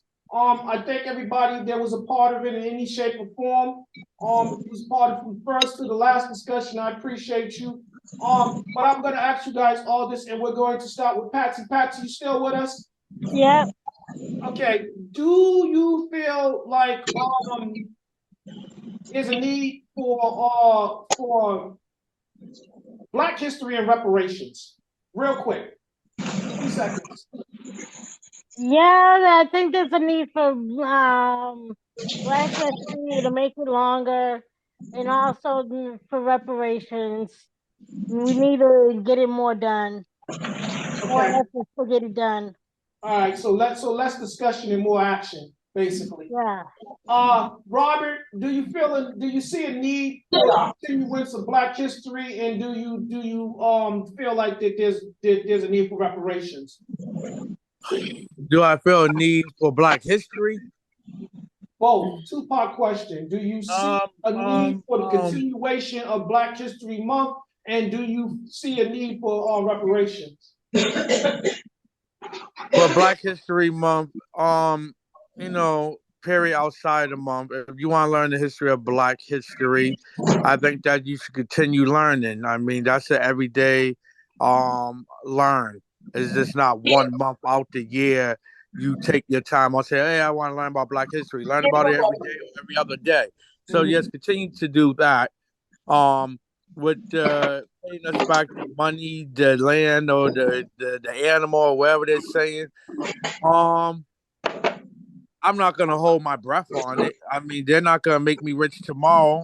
I might never see that money in my lifetime. Okay. Bird, how you feel about that? Bird, you still with us? Get about that 48. Bird?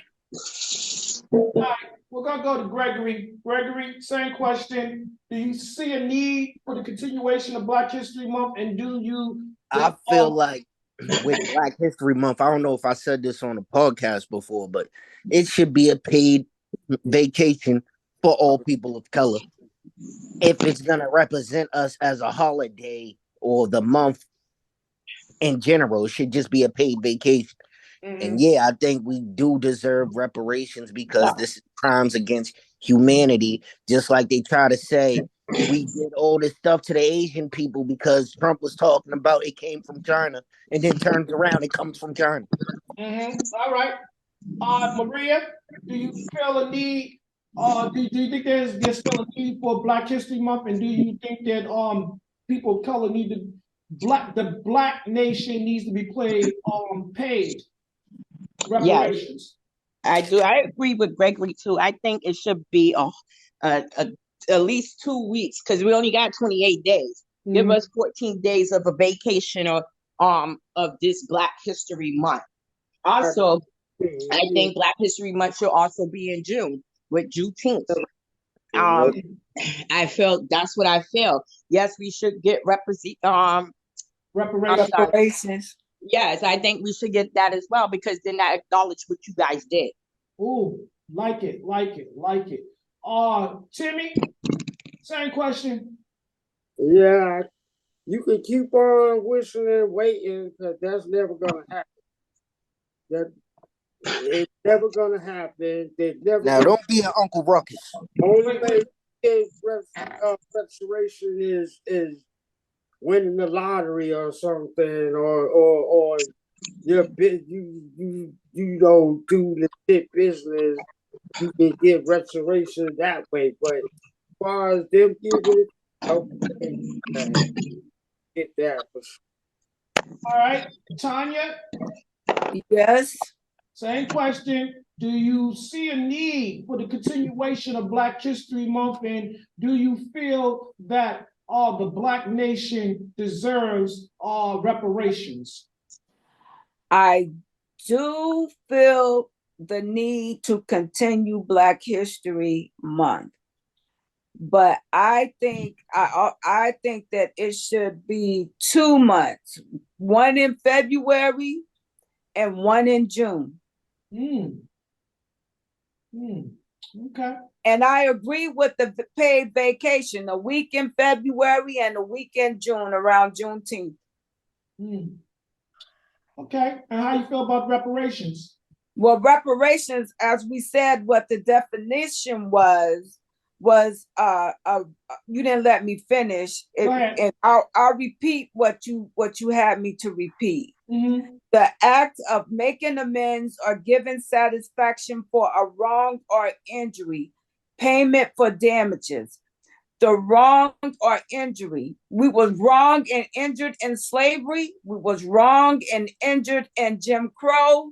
We've been wrong and injured for 400 years. My country tears of thee. Kiana, you want to bring us home? I can.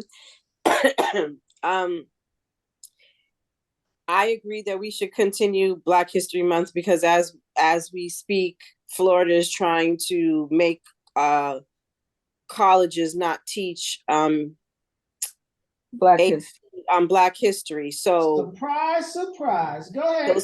So states are disavowing us as we speak. Books are being banned. Mostly Black author books are being banned left and right. Texas, Florida, Ohio, across this nation. So if you're trying to erase a people, do it by not celebrating their history and denying the contributions that they made to this country. Without it, this place would not exist. So yes, I believe that we should celebrate Black History Month. I also think it should be taught all year because there's stuff happening today and there's stuff that happened in the 1800s that we invented. So 365, well, kids are not in school 365 days, but we have history 365 days of the year, 366 on leap year. Do I think that what was the other question? People of color should get reparations? Yes. Absolutely. We made this country. We should be entitled to our compensation and all the repercussions that our ancestors suffered up to this very day. Again, I bring up gerrymandering, red line districting, being denied loans, being denied land. This government owes us a lot. Okay. So I will say this in closing. Listen up, America. And I will say Americas, because in the old days, they spoke as if there was two versions or two entities. So if there's a white America and there's a Black America, listen up, Americas. Black America has been the backbone of this alleged great nation for centuries. So you know what happens. When you take away the backbone, you cannot stand. And I'll say that, and I'll leave it at that. Good night. This has been the Still a Man podcast. See you next week. God bless you all. And you know what? Before we go, let me just say this. This show is being dedicated to my cousin, Dominic Allen Brewington. Rest in peace. God bless you. Rest in peace.